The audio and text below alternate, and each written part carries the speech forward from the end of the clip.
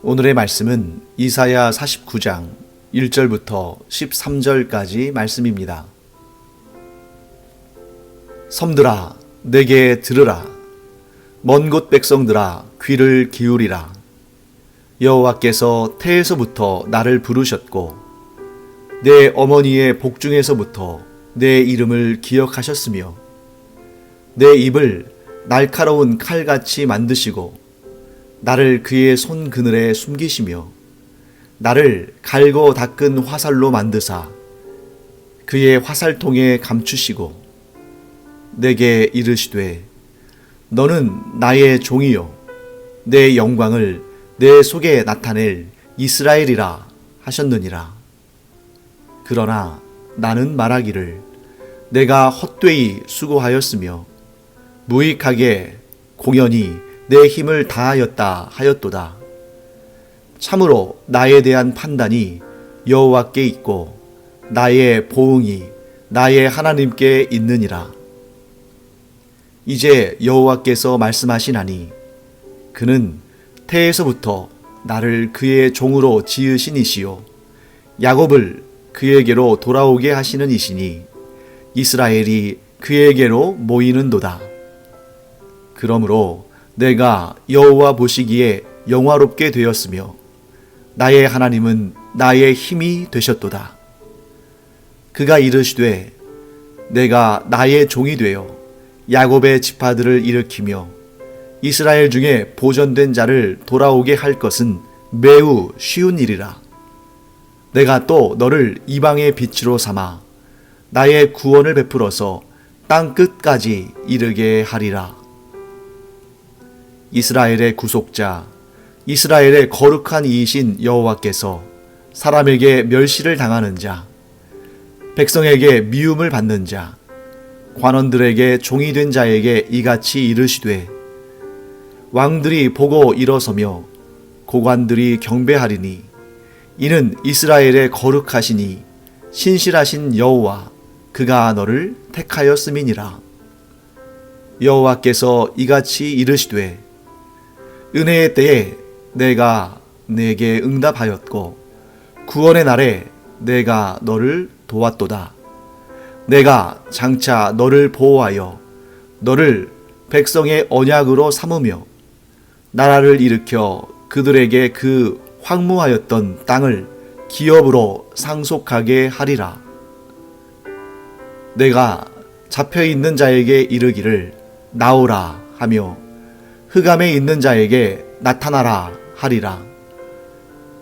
그들이 길에서 먹겠고 모든 헐벗은 산에도 그들의 풀밭이 있을 것인즉 그들이 줄이거나 목마르지 아니할 것이며 더위와 볕이 그들을 상하지 아니하리니 이는 그들을 긍휼히 여기는 이가 그들을 이끌되 샘물 근원으로 인도할 것임이라. 내가 나의 모든 산을 길로 삼고 나의 대로를 도두리니 어떤 사람은 먼 곳에서 어떤 사람은 북쪽과 서쪽에서 어떤 사람은 시님 땅에서 오리라. 하늘이여 노래하라. 땅이여 기뻐하라. 산들이여 즐거이 노래하라. 여호와께서 그의 백성을 위로하셨은즉 그의 고난당한 자를 긍휼히 여기실 것임이라. 네, 오늘 본문에는 나라는 인물이 등장합니다. 곧 말하는 나, 그리고 하나님께서 너라고 부르시는 그 대상이 등장하는 것이죠. 먼저 1절부터 3절까지 말씀을 제가 한번 읽어보겠습니다. 섬들아 내게 들으라. 먼 곳 백성들아 귀를 기울이라. 여호와께서 태에서부터 나를 부르셨고 내 어머니의 복중에서부터 내 이름을 기억하셨으며 내 입을 날카로운 칼같이 만드시고 나를 그의 손 그늘에 숨기시며 나를 갈고 닦은 화살로 만드사 그의 화살통에 감추시고 내게 이르시되 너는 나의 종이요 내 영광을 내 속에 나타낼 이스라엘이라 하셨느니라. 자, 이 나라는 인물이 누굴까? 가장 간단하게 생각하면 이사야일 수 있겠죠. 왜냐하면 우리가 지금 보고 있는 공부하는 이 본문 이사야서의 내용이지 않습니까? 그러니까 이사야가 기록한 예언의 말씀이니까 나 하면 이사야일 가능성이 있죠. 그런데 선지자가 어떤 인물인지를 알면 조금 이제 우리가 생각을 달리할 수 있습니다. 선지자는 장차 이루어질 일에 대한 하나님의 말씀을 받아서, 하나님의 계시를 받아서 미리 말하는 자, 곧 예언하는 자죠. 그러니까 지금 이 이사야서에 나오는 예언의 말씀들은 장차 이루어질 일들에 관한 내용이고, 그 장차 이루어질 일들에 있어서 일하는 자는 이사야가 아닐 가능성이 훨씬 큽니다. 이사야일 가능성보다는 이사야가 아닐 가능성이 훨씬 큰 것이죠. 그렇다면 여기에 나오는 나는 누굴까? 그 다음으로는 고레스를 생각해 볼 수 있겠죠. 왜냐하면 하나님께서 바사왕, 곧 페르시아 왕 고레스를 통해서 바벨론을 멸망시키시고 이스라엘 백성들을 포로로부터 귀환케 하셔서 이스라엘로 돌아가게 하는 그런 역할을 고레스가 담당했기 때문입니다. 그런데 고레스의 역할이라는 것이 바벨론을 무너뜨리고 이스라엘 포로들을 귀환시키는 그 과정에서 쓰임을 받은 것이지, 고레스 자신이 하나님의 택함을 받은 하나님의 언약 가운데 있는, 이 본문의 말씀대로라면 이방의 빛으로 부름받아서 온 열방에 하나님의 구원을 선포할 그러한 궁극적인 역할을 감당하는 하나님의 종으로 쓰임받은 것은 아니죠. 그러나 아주 부분적으로 또 아주 짧은 기간 동안에 하나님의 도구로 쓰임받아서 그의 역할은 포로된 이스라엘 백성들을 본국, 곧 이스라엘 땅으로 돌려보내는 역할, 그리고 그 본국에서 하나님의 그 성전을 재건하는 그런 일들을 허락해주는 역할, 이 정도였다고 볼 수 있습니다. 그렇기 때문에 이 본문에 나오는 나를 고레스라고 해석하는 것도 좀 너무 지엽적인 것이다 하고 볼 수 있는 거죠. 그렇다면 누굴까? 나가 누굴까? 특정한 인물, 역사상 존재했던 특정한 인물로 한정하기는 굉장히 어려울 수 있습니다. 물론 많은 학자들이 역사상 이 사람이다, 이 사람이 이 이사야서에 예언된 그 인물이다 라고 나름대로의 주장을 할 수 있을지 모르지만, 그러나 그게 쉬운 일은 아니죠. 그렇다면 우리가 도리어 이 해석을 조금 더 범위를 넓혀서 볼 수 있다. 그럼 무엇인가? 하나님의 택함을 받고 이방의 빛으로서 열방의 하나님의 구원의 소식을, 하나님의 구원의 역사를 선포하고 전할 자로 부름받은 자, 어떤 한 개인을 지칭하기보다는 어떤 공동체, 어떤 집단을 생각해 볼 수 있는 거죠. 그래서 저는 어떻게 해석을 하냐면, 구약의 관점에서 본다면 좀 좁은 관점, 즉 이사야서가 기록된 그 시대의 좀 좁은 문맥에서 본다면, 구약에서는 이스라엘 민족, 곧 하나님께서 모든 민족 가운데 유일하게 택하시고 하나님과 언약을 맺으시고 하나님의 말씀을 주시고 하나님의 그 구원의 역사의 증인으로 삼으셨던 이스라엘 민족이다 라고 해석할 수 있는 것이고요.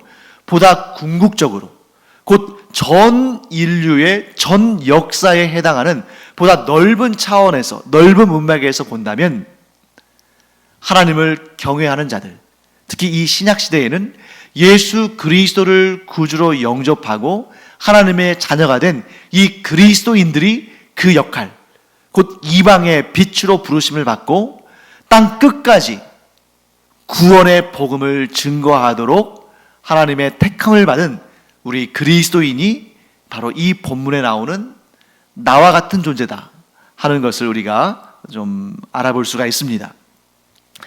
자, 그러면 이제 오늘 본문을 통해서 우리가 알 수 있는 하나님의 지식, 하나님에 관한 지식 우리가 또 살펴보도록 하겠습니다. 하나님은 어떤 분이신가? 네, 처음으로 첫 번째 이렇게 정리할 수 있습니다. 하나님은 하나님께서 택하신 자들이 아무리 멀리, 아무리 먼 곳으로 포로로 끌려갔을지라도 능히 다 불러 모으시며 능히 다 구원하시는 분이시다 하는 것을 오늘 본문은 설명하고 있습니다. 8절부터 12절까지 아주 긴 분량으로 이 내용을 다루고 있는데요, 제가 한번 읽어보도록 하겠습니다. 여호와께서 이같이 이르시되 은혜의 때에 내가 네게 응답하였고 구원의 날에 내가 너를 도왔도다. 내가 장차 너를 보호하여 너를 백성의 언약으로 삼으며 나라를 일으켜 그들에게 그 황무하였던 땅을 기업으로 상속하게 하리라. 내가 잡혀있는 자에게 이르기를 나오라 하며 흑암에 있는 자에게 나타나라 하리라. 그들이 길에서 먹겠고 모든 헐벗은 산에도 그들의 풀밭이 있을 것인즉 그들이 줄이거나 목마르지 아니할 것이며 더위와 볕이 그들을 상하지 아니하리니 이는 그들을 긍휼히 여기는 이가 그들을 이끌되 샘물 근원으로 인도할 것임이라. 내가 나의 모든 산을 길로 삼고 나의 대로를 도두리니 어떤 사람은 먼 곳에서, 어떤 사람은 북쪽과 서쪽에서, 어떤 사람은 시님 땅에서 오리라. 자, 하나님께서 어떤 분이시라고요? 은혜의 때를 예비하시고 응답하시는 분이시다. 비록 하나님께서 택하신 자들이 죄를 짓고 하나님을 떠나서 오늘 그 이사야서에서 계속 지금 반복해서 말씀하시는 것처럼 우상을 섬기고 하나님 앞에 가증한 짓을 해서 하나님의 회초리를 받고 강력한 나라들에게 패함을 당해서 먼 곳으로 포로로 끌려갔다 할지라도 하나님은 은혜의 때를 예비하시는 분이시다.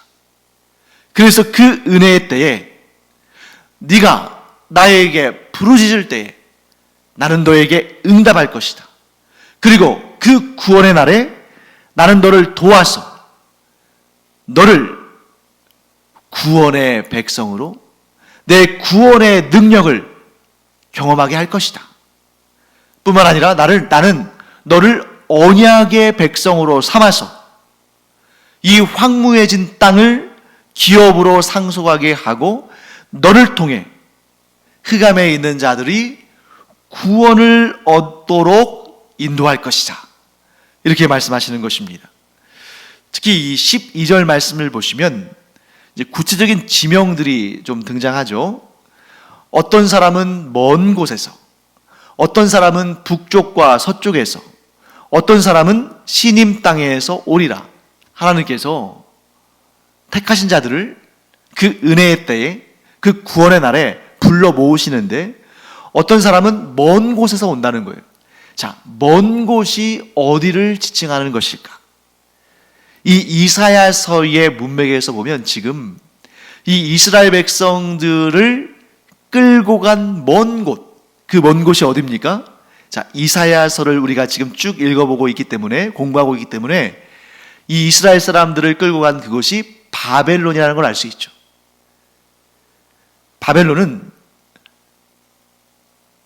동서남북 중에 어디에 해당하냐면 이스라엘 사람들은 동쪽 나라라고 표현했습니다.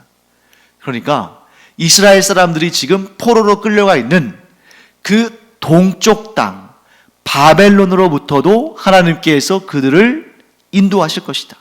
그들을 부르실 것이다. 그들이 올 것이다. 그 바벨론에서부터 온다는 게 얼마나 힘든 일인가를 이스라엘 사람들은 잘 압니다. 이 이사야서의 예언의 말씀을 듣고 있는, 이사야서가 기록된 것은 이스라엘이 포로가 되기 이전이지만 그러나 이미 기록된 말씀을 통해서 지금 바벨론 땅에서 포로로 잡혀있는 사람들은 이미 과거에 기록되었던 하나님께서 이사야에게 계시하시고 이사야가 하나님의 이름으로 예언했던 이 이사야서를 읽으면서 정말 하나님께서 이사야 선지자를 통해서 말씀하신, 예언하신 대로 우리가 이 땅에 포로로 잡혀왔구나. 이미 이루어진 역사에 대해서는 인정하기가 쉽습니다. 왜? 이미 이루어졌으니까. 그런데 그 포로의 땅에 있던 이스라엘 사람들이 이사야 선지자를 통해서 하나님께서 이미 이전에 예언하셨던 말씀, 곧 그 먼 곳, 그 동쪽 바벨론 땅에 포로로 잡혀 있던 너희들을 내가 부를 것이다 했을 때에 아직 역사상 드러나지 않은 일에 대해서 믿기는 쉬운 일이 아닌 것이죠. 자, 우리가 하나님 앞에 범죄해서, 우리가 우상을 섬겨서 이렇게 바벨론에게 나라가 망하고 이곳에, 이 먼 곳에 포로로 끌려왔구나, 이거 인정하는 것은 어렵지 않은 일입니다. 왜? 이미 일어난 일이고 그들이 직접 몸으로 경험한 일이니까. 하지만 이 바벨론이 너무 강력하니까, 그 땅의 권세가, 그 바벨론 사람들의 학대가 너무 심하니까 과연 하나님께서 정말 이사야를 통해서 예언하신 것처럼 우리를 이 땅으로부터 불러주실까? 그게 가능한 일일까? 그 일이 정말 일어날까? 이렇게 의심이 있을 수 있다는 거죠. 하지만 우리는 그 역사로부터 더 한참을 지나서 이사야서를 접하지 않았습니까? 그러니까 우리는 알죠. 하나님께서 이사야 선지자를 통해서 예언하신 말씀 그대로 그 먼 곳, 그 바벨론 땅에서 이스라엘 백성들을 부르셨다. 그들을 구원하셨다. 사랑하는 성도 여러분, 혹시 우리도 그 이스라엘 사람들과 비슷한 상태에 있지 않습니까?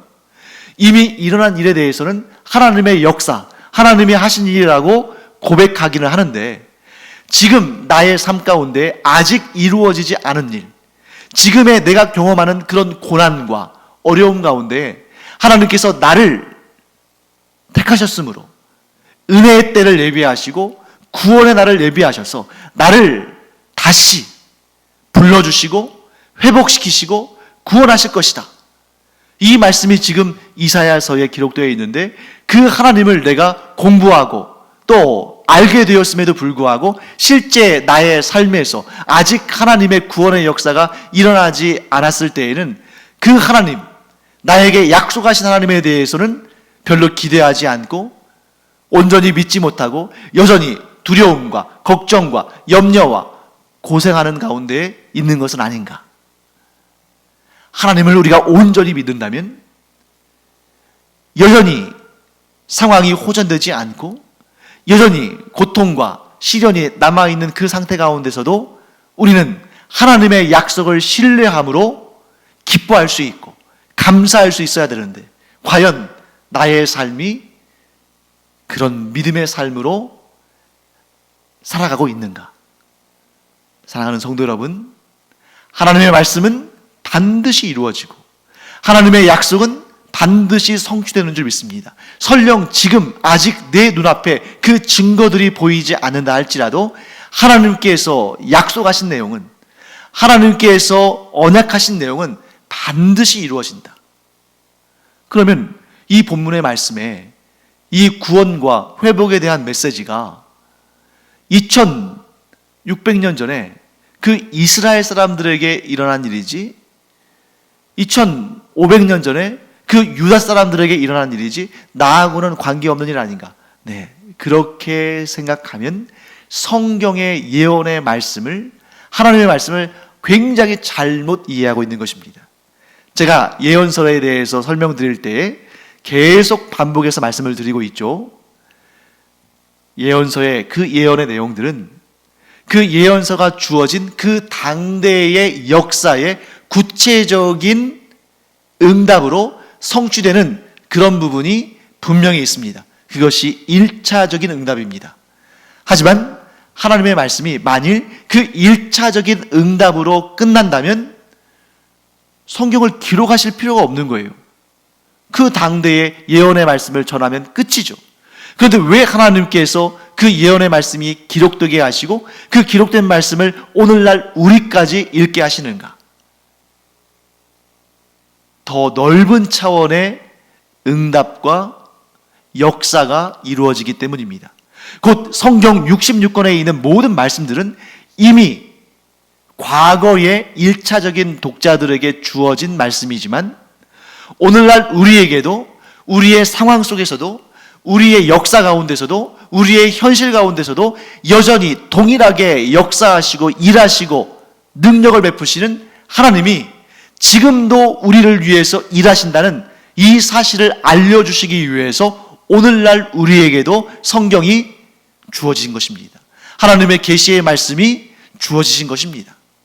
이것을 믿는 자는 과거나 현재나 미래에 이르기까지 동일한 능력과 동일한 힘으로 역사하시는 하나님의 그 능력을, 하나님의 그 일하심을 경험하게 되지만 이것을 단지 과거에 이미 다 성취되고 더 이상 우리와는 관계없는 그런 계시의 말씀, 그런 역사책 정도로 여긴다면 하나님의 살아 숨쉬는 그 능력의 역사, 오늘날 내 삶의 환경과 내 삶의 상황 가운데서도 여전히 동일하신 능력으로 일하시는 하나님의 역사를 만날 수 없는 것입니다. 어떤 이는 믿음으로 경험하고 어떤 이는 믿지 않음으로 경험하지 못하는 것입니다. 그렇기 때문에 오늘 이 이사야서의 본문에 나라고 등장하는 그 존재는 이스라엘의 역사 가운데의 어떤 인물이기도 하지만 오늘날 나의 삶의 역사에서 나이기도 한 것입니다. 왜요? 하나님께서 나를 택하셨고 하나님께서 나를 통해 일하시기를 원하시기 때문에 하나님은 과거의 이스라엘 역사 가운데 갇혀 계신 분이 아니라 오늘날 나의 삶의 역사 가운데서도 동일하게 살아계시고 동일하게 일하시며 동일하게 택하신 자를 통해서 하나님의 놀라운 역사를 드러내기를 원하시는 분이시다. 이 사실을 믿는 자에게는 하나님이 힘이 되시고 이 사실을 믿는 자에게는 하나님의 능력의 역사가 일어나는 것이다. 꼭 기억하기 바랍니다. 자, 그래서 어떤 사람은 먼 곳에서, 이 먼 곳은 바벨론을 의미한다고 볼 수 있는 것이고요. 어떤 사람은 북쪽과 서쪽에서. 자, 그러면 동쪽과 북쪽과 서쪽이 다 등장했죠. 한 군데 남은 곳이 있습니다. 남쪽인데, 그래서 어떤 사람은 시님 땅에서 오리라. 여기에서 12절 말씀에 이 시님 땅이라는 구체적인 지명이 등장하는데 이곳이 어딘지를 정확히 알기는 쉽지 않습니다. 하지만 북쪽과 서쪽이 등장했고 또 동쪽 바벨론에 대해서 우리가 알기 때문에 이 시님 땅은 어디라는 걸 알 수 있어요? 이스라엘의 남쪽. 그래서 학자들은 이 땅을 어디라고 보통 해석하냐면 이스라엘의 남쪽에 있는 이집트, 곧 아프리카의 그 애굽 땅. 그리고 어떤 학자들은 조금 더 구체적으로 그 땅이 이집트의 남부에 있는 한 지역, 보통은 거기를 이집트 남쪽의 스웨네 땅이다 이렇게 이제 주장을 하는데 정말 딱 그렇다라고 단정할 수는 없지만 상당히 일리 있는 내용이다. 왜냐하면 동서남북이 다 나오는데 지금 남쪽 땅이 안 나왔잖아요. 그래서 먼 곳은 동쪽으로 보고 북쪽과 서쪽 그리고 시님 땅은 남쪽인데 이스라엘의 남쪽이라고 말하면 대표적인 곳 애굽 땅이다. 이렇게 우리가 해석할 수 있겠죠. 그래서 이것은 구체적인 지명을 알기 위해서 말씀하시는 것이 아니라 동서남북 네 가지 방위의 모든 곳, 곧 땅끝, 이 세상의 모든 곳, 아무리 먼 곳으로 포로로 끌려갔다 할지라도 하나님께서 그 모든 사람들, 하나님께서 택하신 모든 자들이 아무리 먼 곳에 끌려갔다 할지라도 반드시 그들을 부르시고 그들을 구원하시고 그들을 회복시키신다. 자, 이 내용을 우리가 보다 더 영적인 내용으로 해석할 수도 있겠죠. 자, 동서남북 어디로 아무리 먼 곳으로 끌려갔다 할지라도 하나님께서는 그 포로된 자들, 하나님의 택함 받은 자들이 아무리 먼 곳으로 포로로 끌려갔다 할지라도 그들을 다 부르시고 다 구원하시고 다 회복하신다.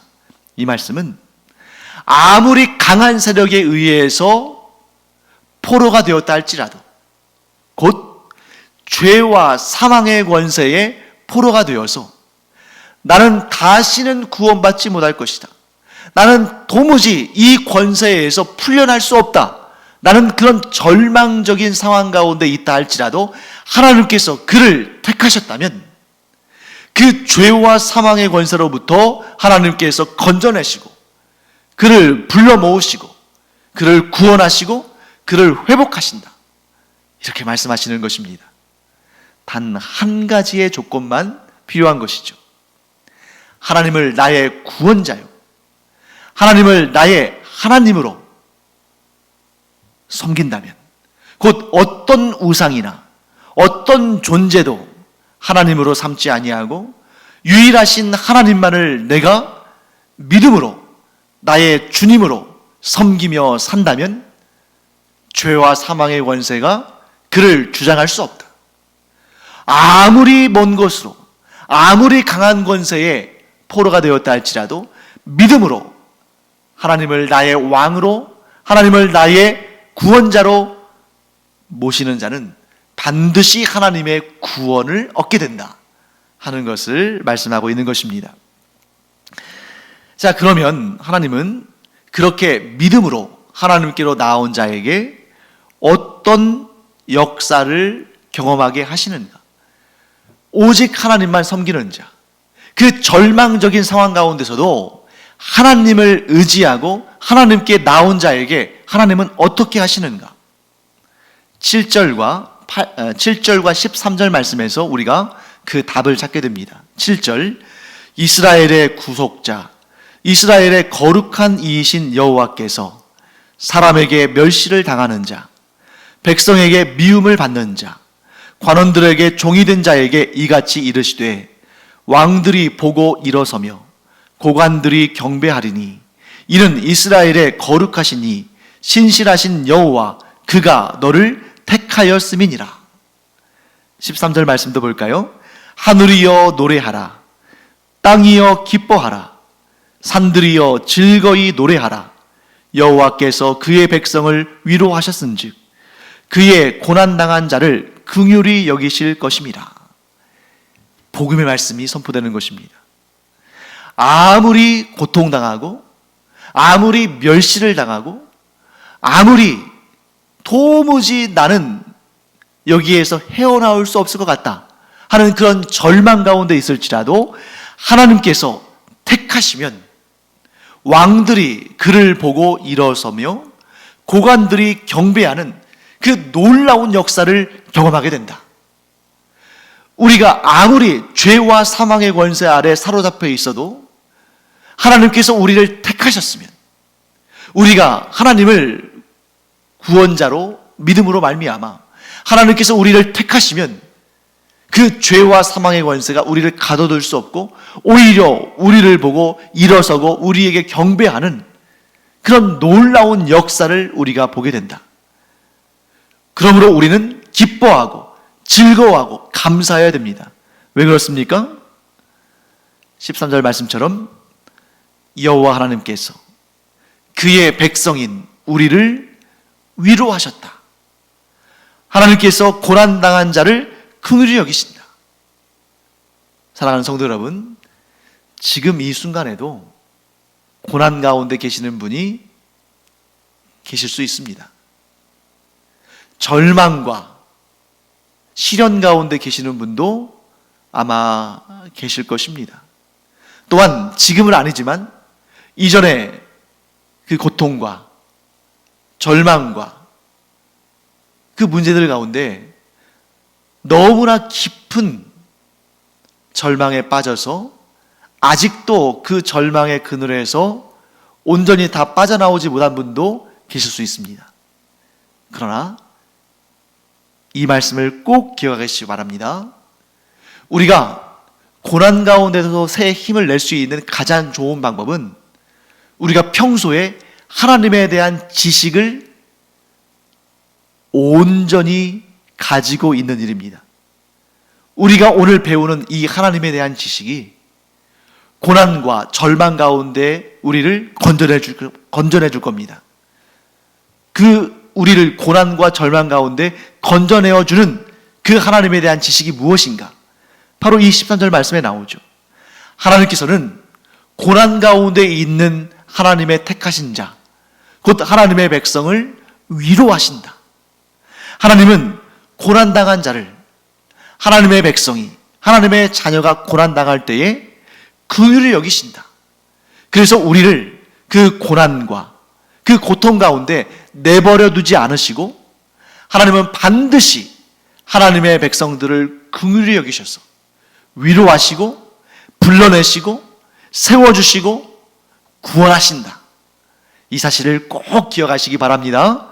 하나님은 하나님께서 택하신 자, 곧 하나님을 구원자라고 믿는 자, 하나님을 나의 주님이라고 고백하는 자, 하나님을 나의 아버지라고 부르는 자를 결코 외면하지 않으시고, 그가 고난 가운데 있을 때, 그가 절망 가운데 있을 때 그를 위로하시고 그의 손을 붙드시고 일으키시고 그를 구원하심으로 그 입에서 감사와 기쁨의 찬양이 나오게 하신다. 이분이 바로 우리의 하나님이시다. 그러므로 하나님만이 나의 힘이시다. 이런 고백이 우리의 마음으로부터 우러나와서 우리의 입술에서 쉼없이 선포되기를 간절히 축원합니다. 자, 그런데 우리는 어떤 존재인가? 하나님을 믿으면서도 이 세상을 살아가면서 이런저런 문제 때문에 쉽게 낙심하는 것이 바로 우리의 모습입니다. 우리가 하나님을 믿노라 하면서도, 우리가 하나님을 의지한다 하면서도 이 세상의 풍파 속에서, 이 어지러운 세상 가운데서 이런저런 고난과 고통과 시련과 걱정과 근심 가운데 쉽게 낙심하는 것이 바로 우리의 모습이다 하는 것을 우리가 보게 됩니다. 3절 4절 말씀이 그 내용을 잘 설명하고 있죠. 내게 이르시되 너는 나의 종이요 내 영광을 내 속에 나타낼 이스라엘이라 하셨느니라. 그런데 4절에 가서 이렇게 분위기가 바뀝니다. 그러나 나는 말하기를 내가 헛되이 수고하였으며 무익하게 공연히 내 힘을 다하였다 하였도다. 참으로 나에 대한 판단이 여호와께 있고 나의 보응이 나의 하나님께 있느니라. 사랑하는 성도 여러분, 우리가 살다 보면 믿음이 약해질 때가 있습니다. 우리가 어려운 일을 당할 때에 더욱 하나님을 의지해야 하는데 오히려 그때 하나님을 의지할 힘조차도 잃어버릴 때가 있습니다. 그때 우리는 꼭 기억해야 합니다. 여호와 하나님이 나의 힘이시다.